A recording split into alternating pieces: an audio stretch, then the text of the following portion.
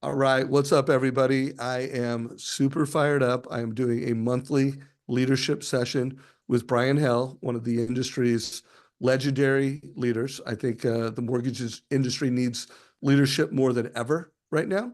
I really believe that this NAR settlement transition that's taking place is, well, Tom Ferry said it's the opportunity of a lifetime for realtors because it is such a big shift and a change in how things are going. But for the mortgage industry, it's just a really big opportunity to differentiate. We're in a very challenging marketplace. Interest rates have gone up. Um, I don't want to say they're up historically, but when you look at over the past, 5 years, it's historical. Inventory is truly at a 20-year historical challenge. In terms of transaction volume in the industry, we're at a 20-year challenge for both real estate and mortgage. And so whenever you have hardship and you have massive changes in how business is done, you have opportunity. So who better than to have Brian Hale have a dialogue on this? So Brian, it's been a month. This is July. We're recording this on July 16th. It'll probably be published in our YouTube channel on the 17th or 18th. How are you doing and how is the industry doing, brother? Well, I'm doing great. I am busy as heck, which is, in some ways, the industry doing poorly for what I do for a living as an advisor, as a consultant, and particularly in the area of M&A, has actually been, boom for me, right? So I don't actually feel great about that because my business and my company tends to prosper when things aren't going well because people are looking for help. That said, things are going great for Mortgage Advisory Partners. As you know, we've launched the weekly roadmap, every Friday call at 9 a.m. Pacific. That's making good progress. We're learning a lot. It's, as you well know, and you warned me about this, it's actually harder than it looks. And so, so, you know, you kind of said to me, come on in the water, man. The water's great. And, it's, so we're learning and we've got, we did a very soft launch on it, but we're excited about what's going on there. Now we're about to go much broader. And so things are going well for us, I would say, within the industry. And you and I've talked about this on numerous of these calls. This is the I've been doing this for 42 years, and these last 2 years have clearly been the two of the most challenging years that I've certainly witnessed in my time in the business. And I think that challenge continues. You mentioned rates this week. Actually, we've had a little bit of relief on interest rates, owing to some good inflation data that came out, owing to Fed Chair Powell's commentary, a variety of other things that are kind of driving the market. So when I left the house here a little bit ago, the 10-year was at 416, which is a low. And also we know that spreads have come in a little bit between the 30-year fixed and the 10-year treasury. So they had been out at historic levels. You could still call the current levels historic, but they're in some. That combines by bringing rates back down under 7 here for the most part. But it's not 5. It's not 5.5. It's not whatever. If spreads were at more historic levels, we'd actually be sitting right at 6 or maybe high 5s today. Wow. And so, I think as the market gets more comfortable, gets more normalized, I think you continue to see spreads come in. I'm a little concerned that people are betting on these Fed rate cuts, and I think there's going to be a rate cut. Could be a substantive one in September. They have to get it done in September so they don't appear to be political. So it's got to be September or bust. They could shock us in July. I don't think so. And then I think we'll see maybe one, if not two more here before year end. The concern I have is that's going to improve rates on the short end of the yield curve. I'm not yet sure it's going to have as profound an effect on the long end. All that to say, I think we're in higher for longer still. They'll be marginally less high, but there's a number of things playing out there where we could just get stuck at these levels or even backtrack over the next year or 18 months. And so we're not out of the woods yet. And all of what you talk about, this Fed loss or the realtor lawsuit issue about being opportunity, I think all that's right.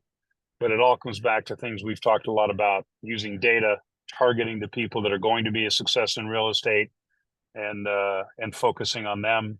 with great ideas and ways to improve their business and yours. So I think it's still tough. I think it's going to be tough for a while. On the other hand, my business is doing pretty well. So that's my answer. Okay. Well, I'd love it. By the way, this is streaming live in our Facebook group. This is on YouTube. This is a monthly conversation that Brian and I are having around leadership, something that we think is the most important thing to sustainable success in mortgage and really in any business. So I interviewed David Childers, the president of Keeping Current Matters, yesterday, and he's very close with Tom Ferry. And this was actually a slide he shared, and this is Tom, a quote from Tom Ferry, the number one coach in the real estate space. And he said, "I'm 3 decades into this business, real estate. This is a once in a lifetime opportunity. No different than when you look back over history, all great businesses, most of them started during recessions, depressions, moments of change. This is not a recession or a depression, although I do think there are people in the mortgage industry that would debate that from a mortgage perspective. But this is a moment of change." So I guess, first of all, Brian Hale, like, do you align that this is really a great opportunity for mortgage to lean into real estate and gain market share during this time of change? I absolutely believe it. Look, obviously, I know Tom as well. I've had the good fortune to be in the room a few times when he was speaking, and he's a little bit of an idol to me. I love great speakers and folks who bring ideas in rooms, and I've had the good fortune to listen to a lot of great speakers in my life live. And while I always listen to the content, what I really listen to and try to observe is how they present, right? How they make things stick in people's minds. And I think Tom's one of the best. So first of all, anything Tom Ferry says as it relates to real estate, people I think should pay attention. Let me start there. Secondly, I also believe, as difficult as this is, and I believe I read the rest of his quote. I had to put my reading glasses on here while I'm in the car, but I read the rest of that quote that you put out there, that a lot of great businesses start in depressions and recessions and difficult times. And I think part of that is that by the nature of a recession, depression, difficult times, you have less and less competition. That's the sad part of this story, right? That some people are leaving the industry, companies are getting consolidated, those kinds of things, and that's happening. No doubt about it. We've seen this, immense drop in the number of mortgage loan officer licensees nationwide. So one, by the sheer nature of the downturn, you have less competition at the street level. Secondly, I think people then focus back on very specific strategies as opposed to simply trying to, kind of vacuum up whatever business is there. When during the boom times of 20 and 21, some folks were doing that, but frankly, you could not do that and still make a pretty good living, right? And so I think you're washing out a lot of kind of the also rans that really didn't have a plan, didn't use data, didn't work their CRM. They maybe, and I don't think you were on one of our calls we did a week or two ago, but I picked up something you had done on one of your interviews. You have this concept of MUM, right? Mortgages under management. And that, look, first of all, I start from the premise that if you have a strategy, even if it's not a great strategy, it probably separates you from a lot of the crowd. If you then have a good strategy and you're thoughtful about it and you analyze it and you take analytics and you try to understand what kind of yield is my CRM or my database yielding to me, and how do I execute off that? I actually had somebody reach out and say, look, I went back and started doing this, 15 minutes a day, and already I see results. And so I think the opportunity is for those who have a strategic plan, who work the plan, who are disciplined, who use data to target where and how they're spending their time, efforts, and marketing. By the way, I don't think that's different than a lot of businesses. I saw something you posted the other day about how Amazon thinks about, marketing to people, right? Do you think they leave it to chance? No, they have a very specific algorithm around what they do, and they work the heck out of it. And so I think the true pros and the true survivors and the folks who understand there's nothing about success in the mortgage business today that doesn't require an immense amount of hard work. and time and effort, and then with a good strategy and a refinement of that strategy, or sitting and asking others who are being successful to please coach me, be a mentor to me and learn and execute on those approaches, I think the opportunities are boundless, because to your point, the industries around us are evolving rapidly. And I Yeah. think this. I have this little T-Rex thing that I use to kind of signify, you know, dominant species that go away because they can't evolve. I don't think that's unique to dinosaurs, my friend. I think that's true in any business. If you can't evolve and everything around you is changing, and I always ask people, just look at the last 5 years, look at the last 5 months. Everything is evolving. Everything is changing. If you don't, I think you're T-Rex in search of a tar pit. Yeah. So gosh, I want to go so many different directions. Before we do that, I'm pumped that you had checked out that what would Amazon do if they got in the mortgage business post. I posted that this Monday with a video. If you're watching this, it's on LinkedIn. And let's unpack that real quick, because in that post I said, I think, well, I'm sure the strategy they would have would be bigger than my three legs of the stool.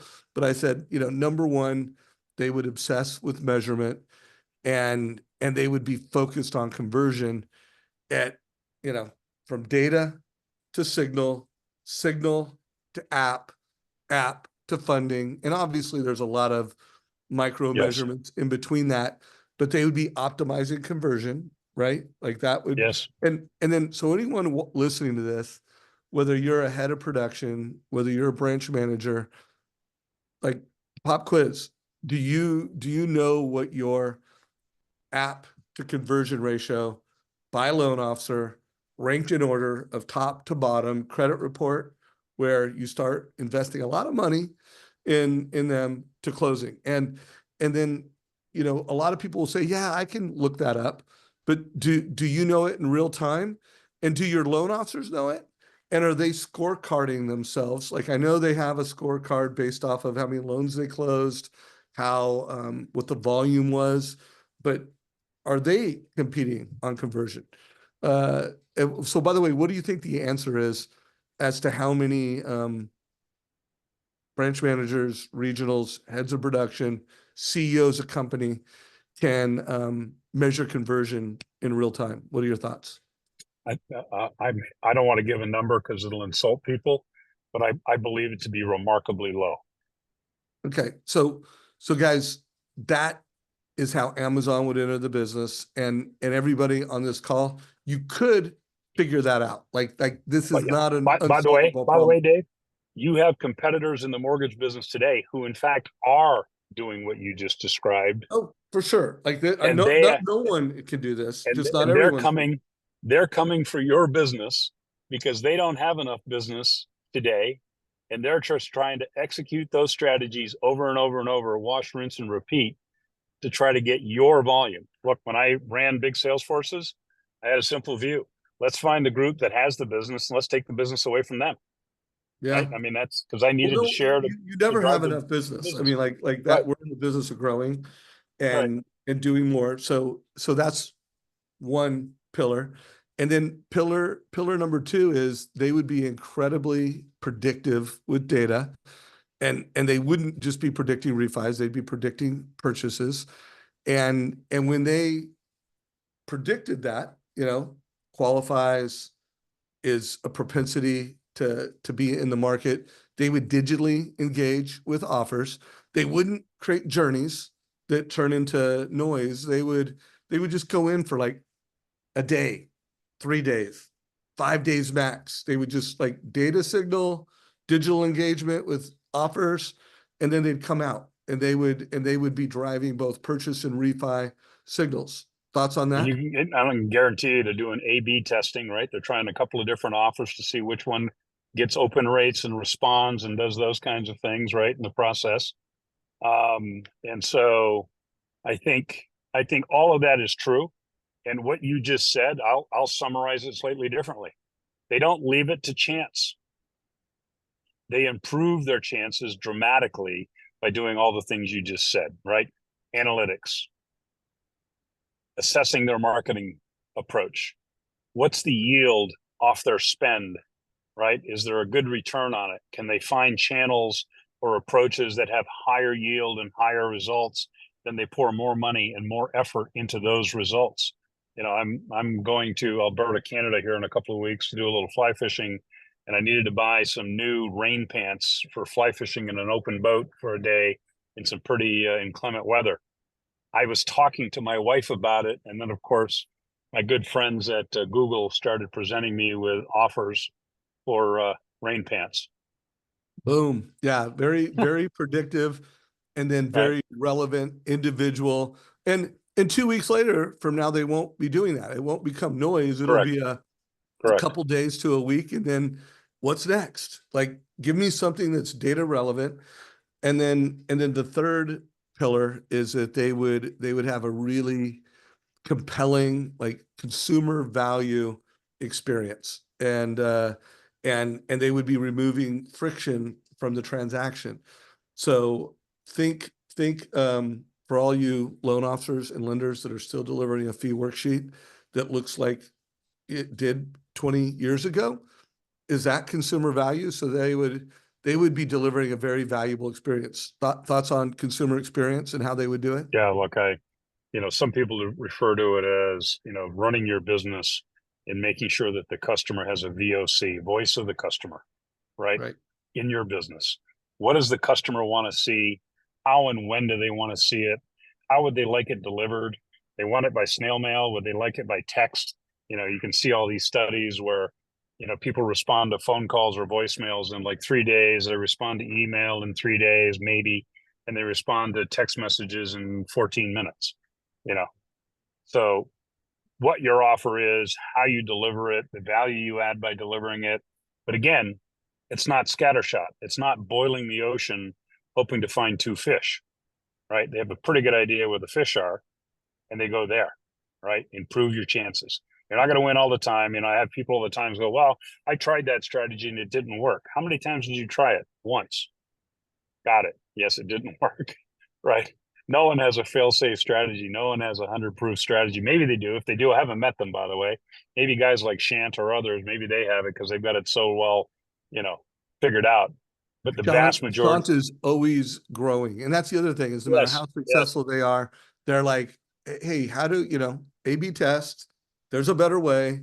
yes. And then they're training, and they're doing weekly training. And why do you always have to be growing? Because you don't know what you're losing. My entire life, I've been fearful that my competitors were draining out of my boat in ways that I couldn't see. It was the reason I had to keep filling up the boat with more and more opportunities in that process, right? Now, if I was good and I could deliver a value prop, I didn't lose any. I just kept growing my business. But I've always been fearful of somebody who's smarter, better, better looking than I am, picking my business off or picking my clients off. Happens to me now all the time. I have some investment bankers that I occasionally do business with on two sides of a trade. And I get a sense at times that they don't show me opportunities that would be good for my clients because it's not in their interest for my business to grow. Yeah, no, totally agree. So anybody on Facebook, if you've got questions for me or Brian Hale, put those in comments. If you're on YouTube, put questions in comments. We'll either get them answered in chat, or we will make sure we include them in future conversations. This is something that we're doing on a monthly basis. So, any questions you have around leadership, it's gonna be monthly relevant. So there'll be some market, like, this is what's happening in the market. This is what matters most right now. So Brian, you're now, what, about 3 weeks into the weekly roadmap? Is it 3 or 4? You're going on 4 weeks? This will be our fifth. So Oh, time wow. flies, as you know, Time man. flies. Yeah. And so that's another push to anyone watching this. Leadership isn't like, oh, we do it once a month. Oh, we do it here and there. Leadership has rhythms. And first of all, there should be daily rhythms. There should be weekly rhythms. There should be monthly rhythms. There should be quarterly rhythms. And then, of course, there's annual strategic planning and budgeting. And then you're building rhythms around those things. Anything you want to, let's focus on weekly rhythms, because you've got a platform that's, providing leadership on a weekly basis. What are, this is a monthly update. What is a weekly thought? And then tell people how they can get into your platform and hear what you're giving to your community. Yeah, look, I appreciate that. So first of all, just as it relates to our platform, I'll go very quick. I don't want to make this sound like too much of a commercial. The short version is I'm a believer, to your point. Look, when I started in the business a long time ago, I had a really talented boss, great salesperson, leader in this business, and we had a daily sales meeting. It's a little bit like the broker dealers do. With it's why they call the thing on CNBC Squawk Box, right? Because there's a culture in the broker dealer stockbroker community where the chief investment officer gets on every morning with the brokers, kind of tells them what's relevant, gives them an update on the market, that kind of thing. So that was daily, 7 a.m. every morning in his office, stand up. At the very least, to your point, I think there has to be weekly rhythms. And the reason I pick Fridays is that most of the data in the industry will show you that 70% of applications are taken in the mortgage business on Friday, Saturday, Sunday, and Monday. And it's intuitively correct to me because that's when people are out buying houses, driving around, looking at opportunities, working with their agents, doing whatever, going on a new home site, you name it. And so I wanted it to be contemporary. I wanted it to be live. So like last Friday, it's 9 a.m. Pacific time every week that we get on for an hour. The PPI wholesale inflation number was released a couple of hours before that call. The deck that I had, the discussion we had, went over that data, and we also try to interpret it on how to use that data to work with your clients and customers and how it may be impactful to them, decisions to lock in, not to lock in, to buy a house, to list a house, whatever that may be. So we try to be excruciatingly current and with analytics. And on the second half of the call, I had somebody in, Jen Johnson from the Client Cube, who does a great job on working with originators and building marketing and social media presence in that part of the process. And that followed Jeff Walton from Ingenious was on the week before talking about using data to target agents in your marketplace. But we're trying to put these sequences together. And, I'm just trying to provide to the industry. And right now it's free. We're going to keep it free for a while as we kind of build our audience and let people get on and see whether or not it's something that they want to be involved in individually or as a group.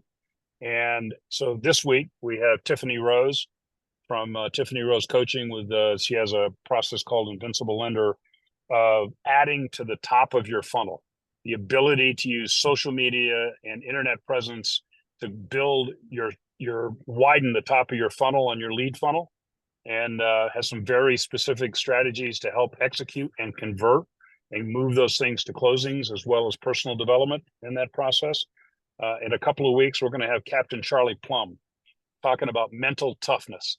Charlie was the 5th or 6th longest held POW in the Vietnam War, was in the Hanoi Hilton with John McCain, survived 7 years of torture as a prisoner of war. He's one of the most well-balanced individuals you're ever going to meet in your life. He's going to come on and do 35 or 40 minutes about mental toughness and very specific strategies about how to stay tough mentally during difficult times. So those are the kind of things we're trying to do. It's 1 hour, then I stay on for an extra half hour and take Q&A. And so that's what we're doing. And we're just trying to provide coaching and mentorship to maybe those who aren't getting it. If you're getting it from your company, congratulations. You work for a great company. If you're not, it doesn't mean you're not working for a great company. It just may mean your local manager or the culture of your organization is just not built that way. And I always found value of it as a sales guy. So I'm just trying to give back on that basis. So to me, the takeaway for anyone listening to this, if you're a producing manager, is 90 minutes of leadership on a weekly basis. And what Brian just shared would be a great resource for you. So if you're a producing manager, like what a great opportunity to hear how someone like Brian is bringing leadership, and then you could use that to bring back into your groups for individual loan get a officers. copy of the video. We put the deck out immediately after the call, so you could use that deck to sit down with your originators. Yeah. And obviously loan officers, I mean, I think you connect the dot. And I love how humble he is. Hey, if you're getting that kind of leadership from your group, maybe you're good to go. But if you're not, I want to have a platform where everyone in the mortgage industry is getting great leadership once a week, Brian Hale style. So check that out. As we go into wrap up mode on this, is there any data, like things that we should look at over the next 2 weeks? We don't have the next call scheduled, but it's probably going to be somewhere between the second week and third week in August. Anything that we should prepare people with between now and the next update, middle of August? Yeah, look, there's two pieces. First of all, this week is a pretty calm week. There's not a lot of data coming out.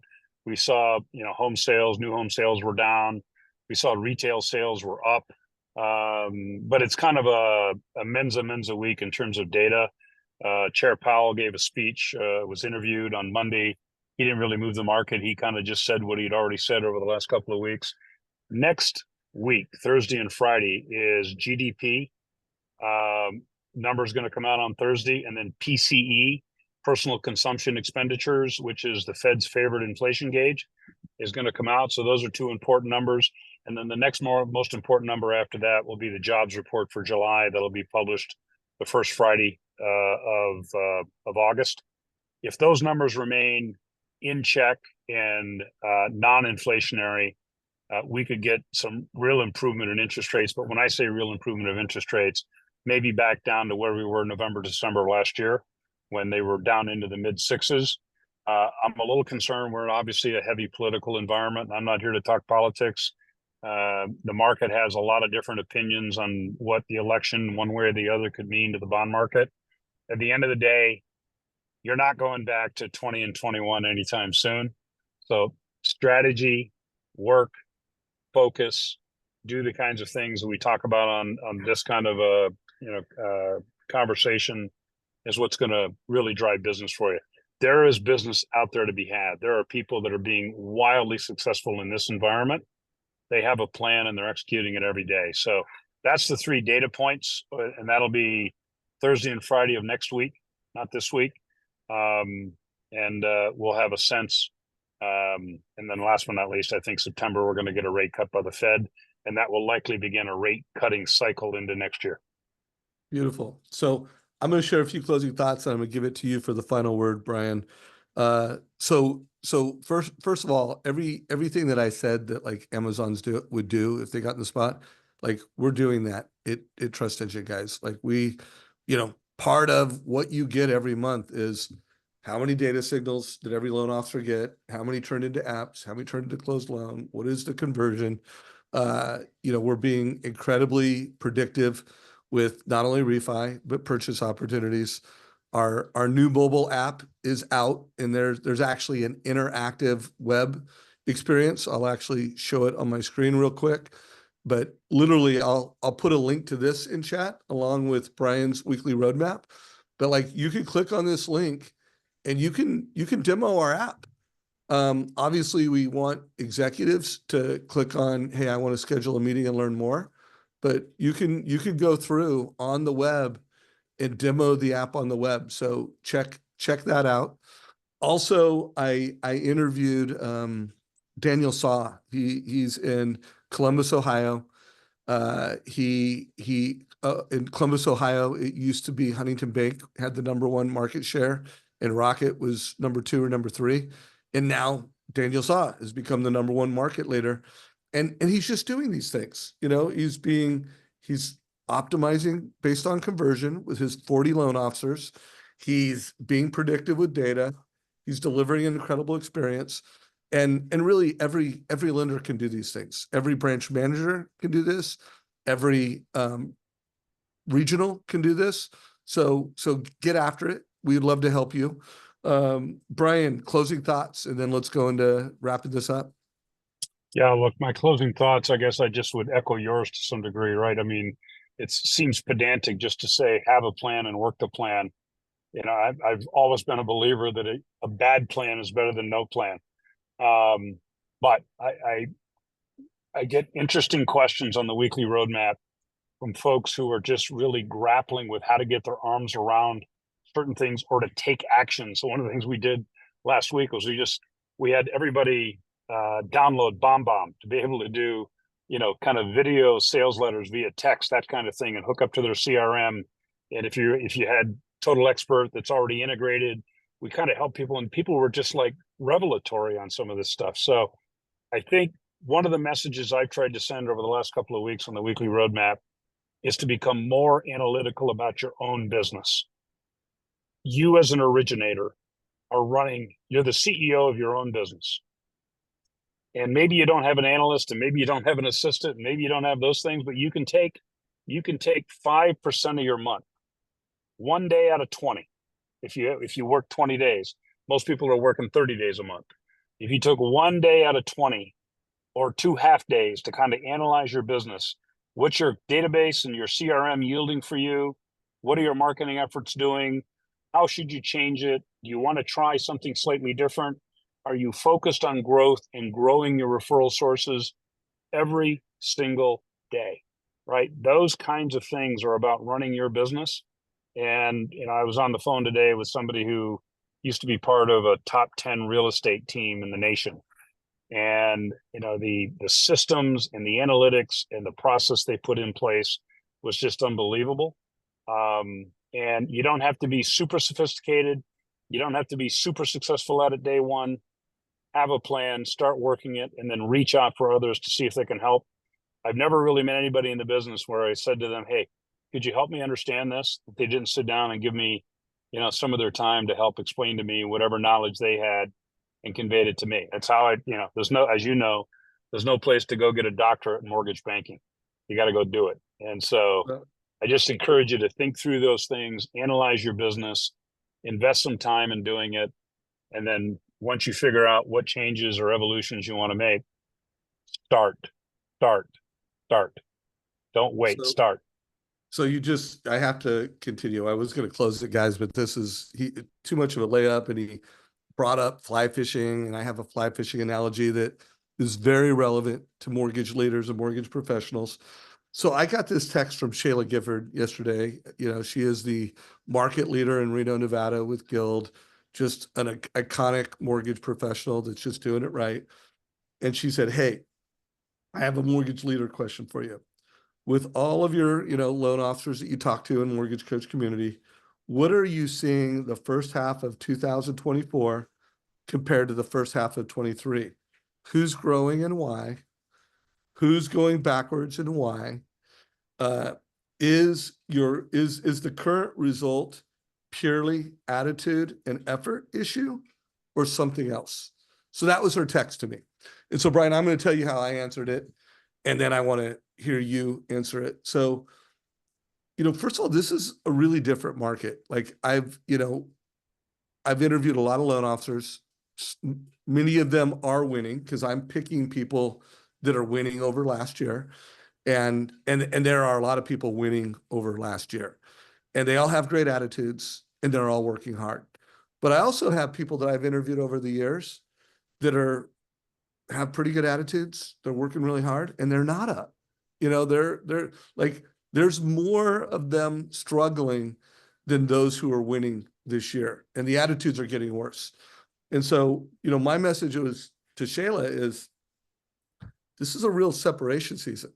Like just having a good attitude and working hard is not enough anymore. Like you need to be doing the right things. You need to have a great value proposition that matches this market.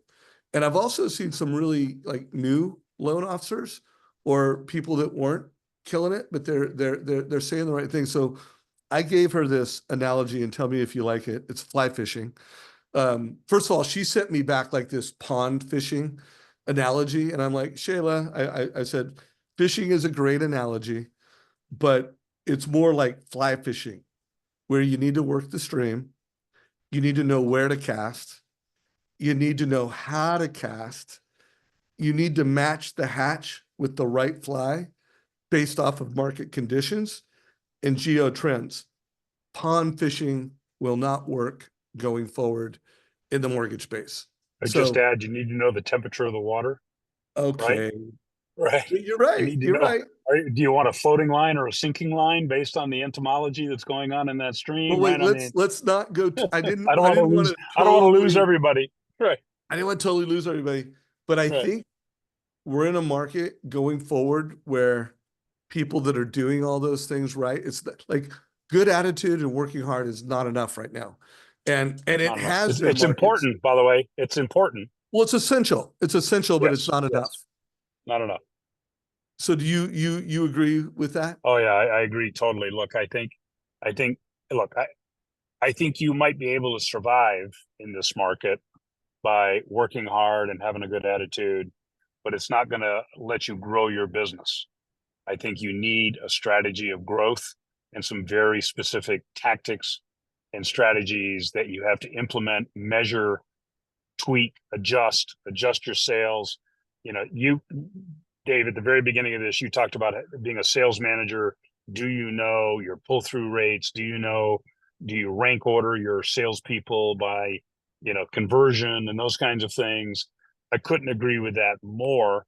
I would simply add the question, do you know why people are converting at higher levels or lower levels? And is it something? And are you training on that? Are you exactly? Is it something that's replicatable to others, or worse yet, they're converting like a madman? Except you're losing money on every loan because you're, for whatever combination of reasons, they're using too many PEs, they're whatever the case may be.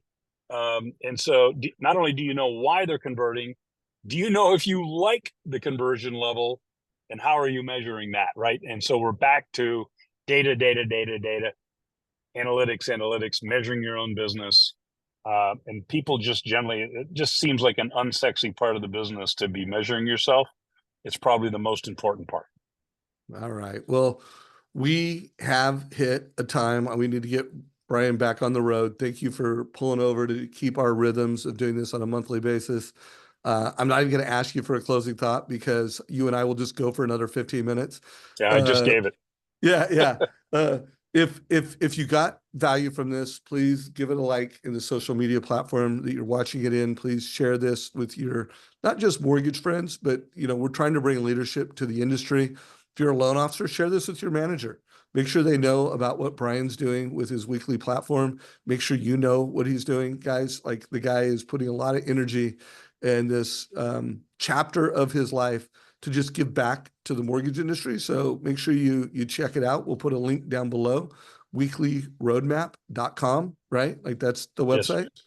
Yes. Check that out. And then, here at Trust Engine, we are trying to build a platform. We are building a platform that the haves and the have-nots, the haves will have it and the have-nots won't. If you want to do all the things that I described what Amazon would do, like, get on the bandwagon, join us. So take care, everybody. Brian Hale, you're the man. Appreciate you, brother. Thanks, Dave. As always, enjoyed it. This is officially a